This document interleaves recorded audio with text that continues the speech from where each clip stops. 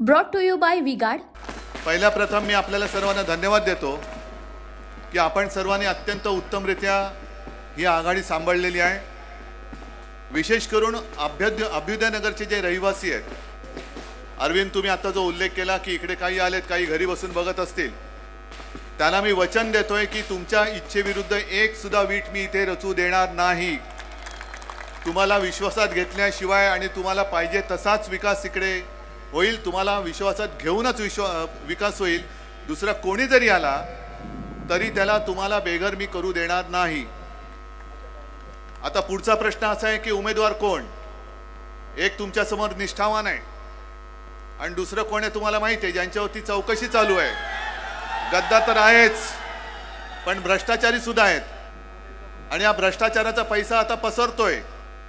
माझ्या तर कानावर असं आलंय की काही ठिकाणी ग्रामीण भागात जो पैशाचा वाटप झाला त्या नकली नोटा वाटल्या, म्हणजे माणसंच नकली आहेत आणि आपल्याला नकली म्हणतात। जे आपल्याला नकली म्हणतात त्यांना मी काय म्हणतो? अरे जोरात बोला ना, कारण हे स्वातंत्र्य टिकवण्यासाठीची लढाई आहे। हे बेअक्कली माणसं यांना कळत नाही, यांच्याकडे ना विचार ना आचार ना माणसं। आमच्याकडे बघा सगळी आमची माणसं अगदी वेगवेगळे सगळे काँग्रेसचे आहेत, राष्ट्रवादी आहेत, कपिलजी आहेत, कम्युनिस्ट आहेत, त्याच्यानंतर तुषारजी आहेत, सगळेच आहेत, आपची लोक आहेत, सगळे आहेत। हे कशासाठी एकत्र आलेत? देशाची लोकशाही आभारित ठेवण्यासाठी एकत्र आलेलो आहोत। आणि अरविंदबद्दल मी अभिमानाने सांगेन की 19 साली जेव्हा या भाकड जनता पक्षाने आपल्या पाठीत वार केला तेव्हा अरविंद तिकडे केंद्रात मंत्री होते आणि माझ्या लक्षात आलं की हे आता आपला विश्वासघात करतायत। मी अरविंदना फोन केला आणि अरविंदना म्हटलं, अरविंद तुम्हाला मंत्रिपदाचा राजीनामा द्यावा लागेल। अरविंदनी मला एक चकार शब्दाने उलट विचारलं, नाही साहेब माझा काय दोष, मी इतके वर्ष शिवसैनिक आहे। मी बोलल्यानंतर अरविंद म्हणाले येस सर, आणि जाऊन राजीनामा तोंडावर फेकून आले मोदींच्या। याला म्हणतात निष्ठा। नाहीतर हे केसेस टाकल्यानंतर एक तर आपण जी काही पदं यांना दिली होती अफाट खायला अफाट, आणि गंमत अशी आहे की ज्याने आरोप केले तेच आता त्यांना, म्हणजे मला भारतीय जनता पक्ष आणि RSSची खरंच कीव येते की भ्रष्टाचारी माणसांना डोक्यावर घेऊन त्यांना नाचावं लागते। अरे मग तुमचे सगळे आचार विचार, ते माळगी प्रबोधिनीतले संस्कार गेले कुठे? आणि आजच इंडियन एक्सप्रेसमध्ये जी बातमी आलेली आहे ती फार धोकादायक आहे। ज्या पद्धतीने आपल्या शिवसेनेचा त्यांनी वापर करून फेकण्याचा प्रयत्न केला, तसाच प्रयत्न किंवा तसाच डाव हा उद्या नरेंद्र मोदी काय खेळणार आहेत ते त्यांच्या अध्यक्ष नड्डांनी सांगितलेले आहे। नड्डांनी सरळ सांगितले की आजपर्यंत आम्हाला RSSची गरज होती, आता आम्ही स्वयंपूर्ण झालेलो आहोत, आम्हाला RSSची गरज नाही। मग आज तुम्ही लिहून ठेवा, हे परत तर सत्तेवर येतच नाहीत, पण RSSच्या कार्यकर्त्यांना सांगतोय की हे पुन्हा सत्तेवर आले तर आमच्यापेक्षा धोका तुम्हाला आहे, कारण हे RSS वरती बंदी आणतील। जे शिवसेनेला नकली सेना म्हणतात ते संघाला सुद्धा नकली संघ म्हणतील। आणि वल्लभभाई पटेल, ज्यांना आपण सरदार वल्लभभाई पटेल, एक पोलादी पुरुष, लोह पुरुष, ज्यांचा सगळ्यात जगातला मोठा पुतळा हा नरेंद्र मोदींनी केला। भाइयों बहनों, उनके राज में पावर रहे अनस्टेबल और हम रखे सब स्मूथ और स्टेबल। हमारा नेता कैसा हो जो स्टेबल पावर दे वैसा हो। अब की बार V-Guard AC स्टेबलाइजर का चमत्कार।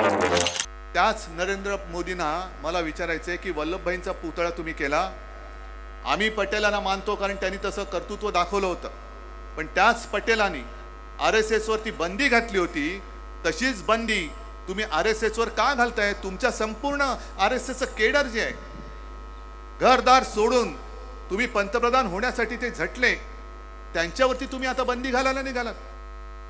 आपल्यावरती टीका करतात की शिवसेना काँग्रेसमध्ये विलीन होणार, अजिबात होणार नाही, हे तुम्हाला सगळ्यांना माहिती आहे, पण तुम्ही RSS वरती बंदी का घालायला निघालात? तुम्हाला त्यांनी जन्म दिला, पूर्ण राजकारणामध्ये ताकद त्यांनी दिली, आणि त्या RSS वरती बंदी घालायला निघाला।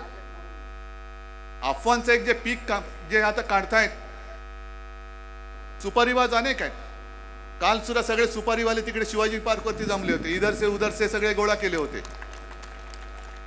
सगळे किरायेचे, सगळे म्हणजे सुपारीवालेच। तसेच आणखीन एक सुपारीवाले आहेत, त्यांनी सांगितलं की उद्या हे म्हणजे आपल्या एका उमेदवाराच्या इकडे बोलले यांना का मत देत आहे, हे निवडून आल्यानंतर उद्या हे मोदींकडे जाणार. तसंच अरविंदबद्दल सुद्धा आता थोडंसं कंड्या पिकवण्याचा प्रयत्न चाललेला आहे. अरे जायचं असतं तो माणूस कधीच गेला असता, पण तुम्हाला गाड्याला उभा राहिलाय तो मोदींकडे जाण्यासाठी नाहीये. आम्ही जे काही लढतो आहोत ते हुकुमशाही गाडून टाकायला लढतो आहोत. आणि आता सुद्धा मी तुमचं सगळ्यांचं दर्शन घेतल्यानंतर आपल्या मुंबईच्या आईचं, मुंबा देवीचं दर्शन घ्यायला मी जाणार, तिचे आशीर्वाद घ्यायला मी जाणार आहे. कारण संपूर्ण मुंबईची लूट हे 2 सुरतवाले जे करतायत, मी मुंबा देवीला साकडं घालणार आहे की ही तुझी नगरी जिचा सांभाळ आम्ही करतो आहोत, आम्हाला ताकद दे आणि या हुकुमशाला गाडून टाक. हे साकडं घालायला मी तिकडे जातोय. मुंबईतनं सगळं काही तुम्ही घेऊन चालल्यात. माझा काल सुद्धा तुषारजी तुम्ही होतात, सभेत होतात, तुमच्या समोर बोललोय, ठाण्याला सुद्धा बोललोय. सगळ्या गुजराती लोकांबद्दल माझा काही राग नाहीये, गुजरात बद्दल तर अजिबात नाही. पण 2 सुरतवाले ज्याने आमचे गद्दार सुद्धा सुरतला नेले होते, ते आता माझ्या मुंबईचं आणि महाराष्ट्राचं वैभव लुटून लुटून जे गुजरातला नेत आहेत, त्या लुटणाऱ्यांना आम्हाला गाडायचंय. होय, मी म्हणतोय गाडायचंय. ज्यांना मराठी अस्मिता सांभाळणारी शिवसेना आता नकली वाटायला लागली, ज्यांना स्वतःच्या पंतप्रधान पदासाठी तया देणारा उद्धव बाळासाहेब ठाकरे हा नकली संतान वाटायला लागला, अशा बेअक्ली माणसांना आम्ही राजकारणात संपवायच्या नंतर काय करायचं? अजूनही त्यांच्या पालख्या व्हायच्या. गंगेच्या साठी ते जे गेले की गंगा माने मुझे बुलाया है. अरविंद सॉरी, तुमचं मी भाषण मध्ये का थांबवलं? कारण 5 वाजताची आपल्याला मर्यादा आहे. पण करोना काळाचा तुम्ही जो उल्लेख करत होता, त्या करोना काळात गंगेमध्ये प्रेतजी सोडून दिली जात होती, मृतदेह सोडले जात होते, तेव्हा मोदी तुम्ही कधीतरी त्या गंगा मातेचे अश्रू पुसायला गेला होता? मुंबई ज्या ज्या वेळेला संकटात सापडते, कोणत्याही नैसर्गिक आपत्ती असो किंवा बॉम्बस्फोट असो किंवा अपघात असो, धावून जातो तो शिवसेना प्रमुखांचा शिवसैनिक धावून जातो. रक्तदान करायला पहिला शिवसैनिक रांग लावतो. तेव्हा शिवसैनिक हा नाही विचार करत की समोर ज्याला आपण वाचवतोय तो हिंदू आहे का मुसलमान आहे, कोणी असला तरी त्याला वाचवणं हे आमचं हिंदुत्व आहे. आम्ही जे रक्तदान करतो ते विचारत नाही अरे माझं रक्त कोणाला जाईल, ज्याला गरज असेल त्याला माझं रक्त आम्ही देतोय, हे आमचं हिंदुत्व आहे. आणि आता तुमच्यासमोर काही राहिलेलं नाहीये, भाजपाकडे सांगण्यासारखं काही नाहीये. म्हणून कधीतरी ते म्हणतात काँग्रेसचा जाहीरनामा हा मुसलमानांचा आहे. आज म्हणाले की काँग्रेसचा जाहीरनामा म्हणजे कालच्या सभेत बोलले हा माओवाद्यांचा आहे. माओवाद्यांचा काय? तुम्ही भाई तुम्ही काँग्रेसचे आहेत, माझ्यापेक्षा तुम्हाला जास्त माहिती आहे काँग्रेसचा जाहीरनामा. मग काँग्रेसचा जाहीरनामा कधीतरी एक काहीतरी तुम्ही सांगा ना, माओवादी आहे का मुसलमान धर्जीण आहे? पण भाजपचा जो जाहीरनामा आहे, काँग्रेसचा जर का माओवादी असेल तर भाजपचा जाहीरनामा खाओवादी आहे. खा जिथे जाल तिकडे खा, जाऊ तिथे खाऊ, और कुछ भी नहीं होगा, ये मेरी गारंटी है, मोदी की गारंटी. अरे कौन 150 कोटीची तुमची इन्कम टॅक्सची केस आहे, आ जाओ मेरे पास, कुछ नहीं होगा. म्हणून हे गेलेत तिकडे, धावत धावत गेलेत. ते कोण तुम्हाला माहिती आहेत. म्हणजे धाडी तुम्ही टाकल्या, आरोप तुम्ही केले, पण तुमच्याकडे गेल्यानंतर सगळे साफ झाले. असे नखशिखांत भ्रष्टाचाराने बरबटलेली ही भाजपा, ज्याला मी भाकड भेकड जनता पार्टी म्हणतो, भारतीय जनता पक्ष तो त्या काळात होता, अटलजींच्या काळात होता, अडवाणींच्या काळात होता. आताचा जो मोदींच्या नेतृत्वात आहे तो भाकड जनता पक्ष आहे. यांना राजकारणामध्ये पोरच होत नाहीत, अजिबात होत नाहीत. म्हणून भ्रष्टाचारी तर भ्रष्टाचारी द्या, आम्हाला कडेवर घ्यायला कोणतरी पाहिजे. म्हणजे उमेदवारांनी भाड्याची घ्यायची, प्रचाराला सुद्धा भाडोत्री नेते लागतात. कालचं मैदान सुद्धा म्हणजे यांच्या नावानी मैदान सुद्धा यांना बुक करता येत नाही. ही अशी सगळी माणसं आपल्या देशाचं त्यांनी किती मोठं नुकसान केले. 10 वर्ष देशाची म्हणजे 140 कोटी जनतेचं 10 वर्ष हे नुकसान केलेलं आहे. उनका बैकअप सिर्फ कल तक और हमारा चांद तक. हमारा नेता कैसा हो जो नॉन स्टॉप बैकअप दे वैसा हो. अब की बार वी गॉट इन्वर्टर बैटरी का चमत्कार. 4 जून नंतर मी तर सांगितलेले की जुमला युग संपणार आहे. आणि मी मगाशच्या दादरच्या सभेत बोललो, आज सुद्धा चॅनलवाले आहेत आणि तुमच्या सगळ्यांच्या साक्षीने मी सांगतोय, नरेंद्र मोदी आणि अमित शहाना मी आमंत्रण देतोय की 4 जून नंतर आमच्या इंडिया आघाडीच्या पंतप्रधान पदाचा जो शपथविधी होईल त्याला नरेंद्र मोदीजी आणि अमित शहा मी तुम्हाला जाहीर आमंत्रण देतोय. आम्ही नवाज शरीफला आमंत्रण देत नाही आहोत. 14 साली मी गेलो होतो, माझ्या बाजूला अमित शहा बसले होते, नरेंद्र मोदी शपथ घेत होते आणि नवाज शरीफ यांचे खास मेहमान म्हणून आलेले. कोणी आमंत्रण दिलं होतं? जसं तुम्ही नवाज शरीफला आमंत्रण दिलं होतं तसं मोदीजी आज मी तुम्हाला महाविकास आघाडीचा आणि इंडिया आघाडीचा एक प्रमुख नेता म्हणून माझ्या आघाडीच्या इंडिया आघाडीच्या पंतप्रधान पदाच्या शपथविधीला आमंत्रण देतोय. फक्त तुमचा नेमका पत्ता कोणता असेल तो आज कळून ठेवा. नाही, कारण हे सगळीकडे फिरणार आहेत. कधी रेल्वे स्टेशनवर असतात, कधी हिमालयात जातात, कधी पश्चिम बंगालमध्ये जातात, वाटेल तिकडे जातात. तर तुमचा पत्ता नीट सांगून ठेवा भाई, जरा प्लीज तेवढं काम करा. तुम्ही मोदी आणि शहांचा पत्ता नीट लिहून ठेवा, कारण नाहीतर हे सुद्धा प्रज्वल रेवण्णाकडे जातील पडून. जसा प्रज्वल रेवण्णा बलात्कारी माणूस, त्याचे अनेक व्हिडिओ फिरतायत, तसंच तिकडे दक्षिण मध्य मुंबईचा त्याचे सुद्धा अनेक व्हिडिओ फिरतायत. पण त्यांच्या प्रचाराला मोदी जातात. अरविंद सावंत सारखा एक निष्ठावंत शिवसैनिक आणि अख्खी शिवसेना ही त्यांना साथ सोबत संगत देत होती, अगदी कठीण काळात सुद्धा देत होती. अशा निष्ठावंतांची त्यांना साथ सोबत नकोय.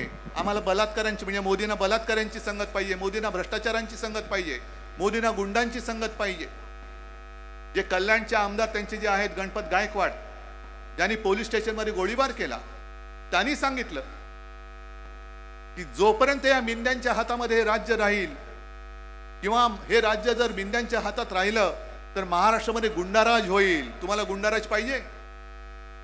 आणि सगळ्यात पहिला महत्वाचा मुद्दा म्हणजे अजूनही सर्वोच्च न्यायालयाचा निकाल लागलेला नाही. सर्वोच्च न्यायालयाने ताशेरे मारलेले आहेत. कोश्यारी बाबा जो बसला होता काळी टोपीवाला, त्यांनी जे जे काही केलं ते कसं बेकायदा होतं हे सर्वोच्च न्यायालयाने सांगितले. म्हणजेच ह्याचा अर्थ हे मुख्यमंत्री, हे घटनाबाह्य मुख्यमंत्री आहेत. उपमुख्यमंत्री चपरासी झालो तरी चालेल, पण मी पुन्हा येईन हे म्हणणारी यांची माणसं, ही घटनाबाह्य माणसं, घटनाबाह्य सरकारला घेऊन पंतप्रधान देशाचा प्रचार करतोय, हा पहिला मोठा गुन्हा आहे आणि निवडणूक आयोगाकडे याची नोंद करावी लागेल. पण पहिलं काम आपल्याला एक करावं लागेल की इंडिया आघाडीचं सरकार आल्यानंतर हा पक्षपाती किंवा मोदींचा घरगडी बसलेला निवडणूक आयुक्त आम्हाला बदलावा लागेल. निवडणूक आयुक्त आम्ही बदलून टाकू. जे जे त्यांच्याकडे घरगड्यासारखं काम करतात, कोणत्याही एजन्सी असू, त्या घरगड्यांना पगार देऊन घरी पाठवून देऊ. जा त्यांच्या घरी तुम्ही त्यांची धुणी भांडी करा. देशासाठी मला निष्ठावान देशभक्त पाहिजे, मोदी भक्त आम्हाला नकोय. आणि त्याच्यासाठी आज ह्या प्रचाराची सांगता करताना मी तुमच्या दर्शनासाठी आलेलो आहे. कारण हा सगळा जो पट्टा आहे हा शिवसेनेचा बालेकिल्ला आहे. इथले एक सुद्धा माझं शिवसेनेचं कट्टर शिवसैनिकाचं मत फुटता कामा नये. एक सुद्धा काँग्रेसचा असेल, राष्ट्रवादीचा असेल, कम्युनिस्ट असेल, आप असतील, जे जे सगळे आपण एकत्र आलो आलेत त्यांचं एक सुद्धा मत नाचता कामा नये. आणि एक लक्षात ठेवा, नवीन एक त्यांनी टूम काढलेली आहे, ग्रामीण भागात झाले की मतदान करू नये म्हणून नकली नोटा तर देतात पण बोटाला शाई लावून टाकतात. म्हणजे मतदान तुम्ही करूच शकणार नाही. कारण काही काही लोक अशी असतात की पैसे घेतलं तरी मत दुसऱ्याला देतात, तर मतच द्यायचं नाही. तर आता ती सुद्धा एक तक्रार आपण करतोय की निवडणूक मतदान दिवसाच्या आधी ही निवडणुकीची शाई बाहेर आली कशी. हे सगळं अशा प्रकारे यांनी नासून टाकलेलं आहे. पण हा नासवलेला देश आपल्याला सावरायचा आहे. तुमच्या सगळ्यांची, तुमच्या प्रतिसादावरनं मला तयारी दिसतंय. फक्त एक लक्षात घ्या, यांनी गद्दारी केले आणि आपलं चिन्ह सुद्धा चोरले. म्हणजे लोकांमध्ये अजूनही एक संभ्रम आहे.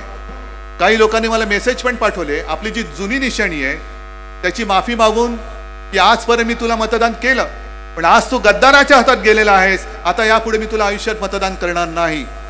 आपली निशाणी काय आहे?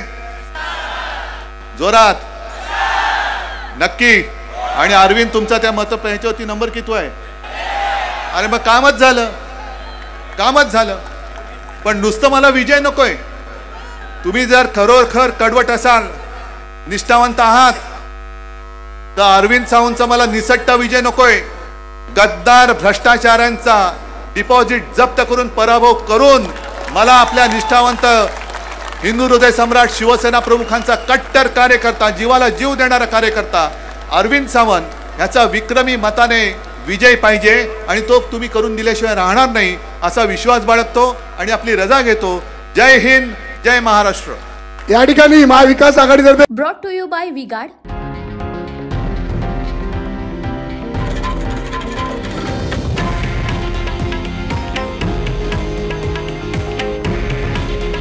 हे आहे देशातील नंबर 1 न्यूज नेटवर्क आणि आपण पाहत आहात TV9 मराठी. काळजी तुमची, हित महाराष्ट्राचं.